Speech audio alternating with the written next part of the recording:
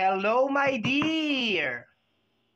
My dear Aquarius, second half of May. This is from May 20 hanggang sa katapusan, general reading. Umpisahan natin mga my dear Aquarius ang reading ninyo sa energy ng kadatungan. Okay, so sa ano tayo? Career and money. To be followed ng energy ng love life. Sa mga naghihintay ng reading para sa health, hindi po ako magre-reading ng health. Magpa-check up na lang po mga my dear para sigurado. Okay? So let's go tayo my dear. Energy ng kadatungan. Money, money, money. Money, money, money. Ta-na-na-na-na-na-na. Okay my dear, 3 cards tayo dito. Sa energy ng money, kadatungan, and career. Okay, ang dami. Sabi ko 3 cards lang. The Ace of Pentacles, my dear, siyang pinakauna na card. Next natin is the Ace of Cups. Okay, good. Maganda. The Lover's Energy. Ang dami. 3 cards lang tayo. And meron tayong dalawang bonus, my dear. Okay. Focus tayo dito sa 3 cards, my dear, ha? Ihuhuli ko tong dalawa, ha? Okay. So, dito, my dear, dito, my dear, sa Ace of Pentacles and the Ace of Cups, nakukuha ko dito, my dear, ito kasing Ace of Cups, energy of blessing to. Emotional ito is more on money. Ito naman is more on emotional. Dito naman sa energy ng lovers, nakukuha ko, my dear, na there's a tendency, my dear, na meron ka mga manifestation sa past na babalikan mo siya ulit ngayon. Pero, nakukuha ko rin dito sa card na to nang dahil lumabas tong King of Cups and the Three of Swords, na parang itong issue na may kinalaman sa usapin ng pinansyal ay may kinalaman din sa energy ng love. Okay? Kasi itong King of Cups is waiting energy to my dear. And the Three of Swords. So kung tatanggalin ko to my dear, nakukuha ko dito na meron tao na posibleng mahal mo na hinihintay mo na makipag-cooperate siya sa'yo. Kasi itong 3 card na to dito, my dear, clear indication to na talagang itutuloy mo kung ano yung mga manifestation mo in the past na hindi natuloy or hindi natupad. Pero dahil lumabas nga tong card na to, parang meron energy ng disappointment or pagiging dismayado. Posible, my dear, na kaya mo to gagawin is because nadidismaya ka sa isang tao. Meron kang Three of Swords. So, kaya ka magpuproceed or babalik ka sa nakaraan is because dahil sa energy ng Three of Swords. So, meron na nakit sa'yo, nadismaya ka, na-disappoint ka. Pero andun ka pa rin sa energy, my dear Aquarius, na you are still waiting na posibleng mag-effort to or magbago tong energy na ito. Okay? Nagets ba? Pero so far, kung makukuha mo, my dear, yung pinaka-overall na energy, ito, my dear, ay pagmamanifest ulit. So, ibig sabihin, nagmamanifest ka ulit, my dear, na kung ano yung mga blessing na posibleng dumaan in the past, ay pwede mo pang balikan. Nangangarap ka ulit, my dear, sa usapin, my dear, ng pinansyal. So, sa mga gusto mag-abroad, sa mga gusto magnegosyo, sa mga gusto magpatayo ng bahay, sa mga gusto magpatayo ng kung ano man yung gusto mong ipatayo dyan, di ba?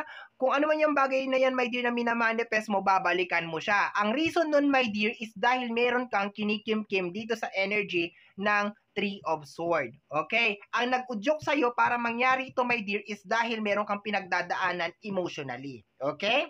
Let's go na tayo, my dear, sa energy ng iyong puso.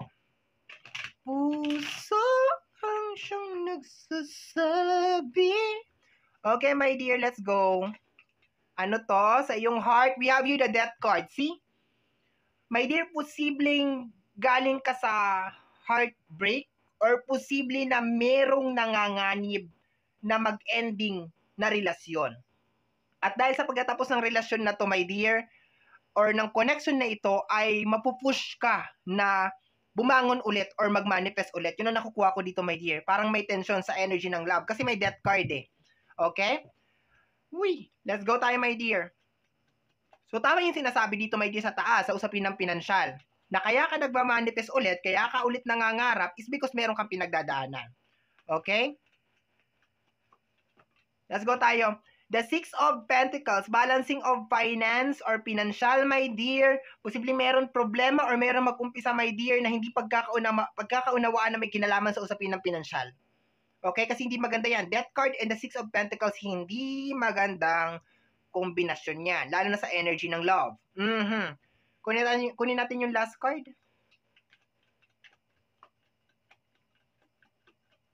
Okay?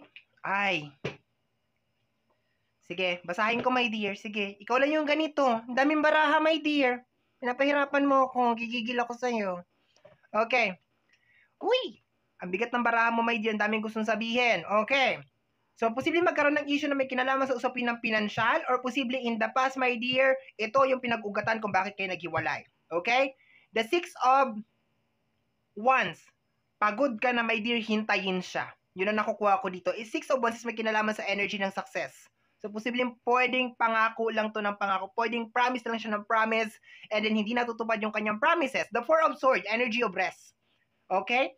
So, napagod ka na, my dear, na umasa sa energy ng love. Okay? Magbabago na ako. Bibigay ko sa iyo yung buwan. Susungkitin ko yung mga between and everything, so on and so forth.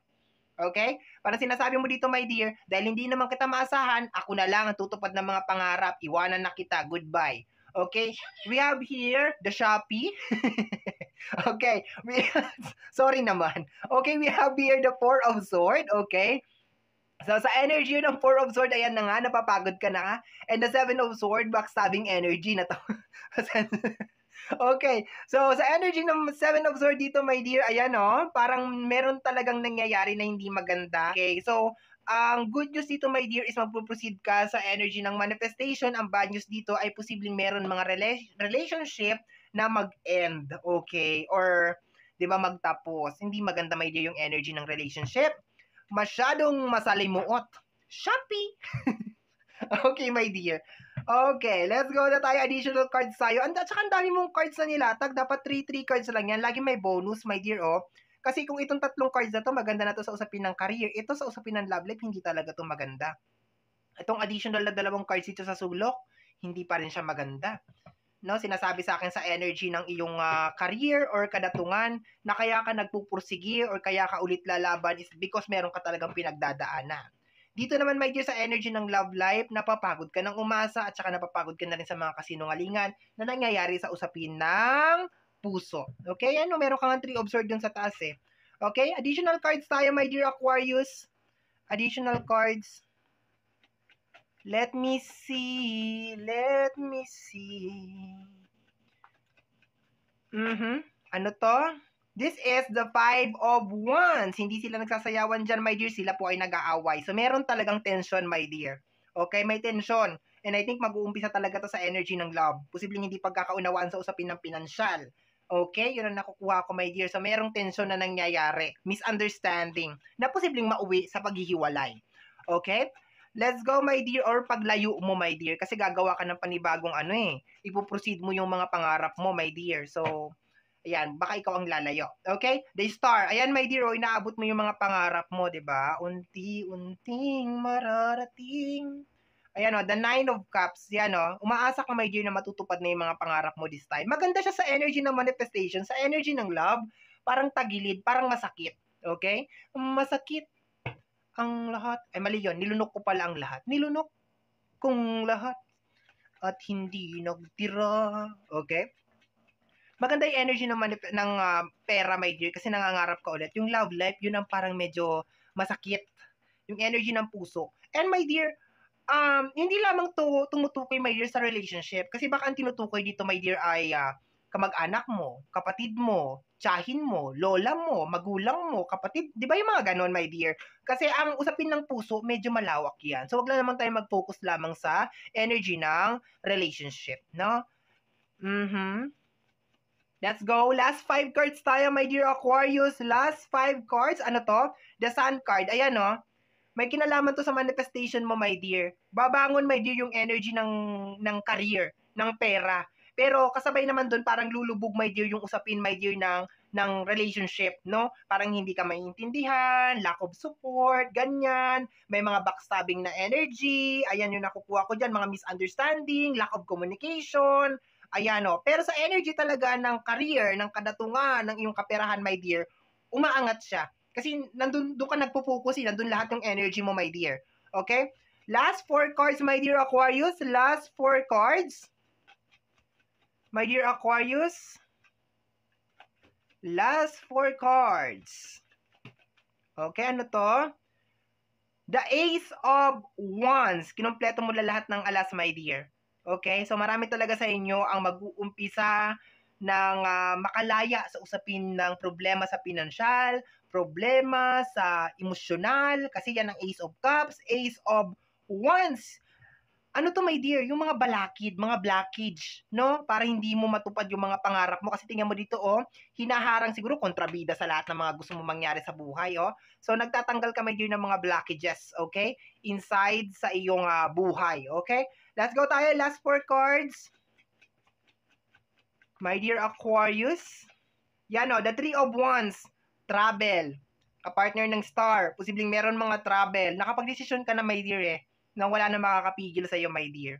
You are finally decided na kung ikaw ay magiging balakid sa mga plano ko, sa mga pangarap ko, iiwanan kita.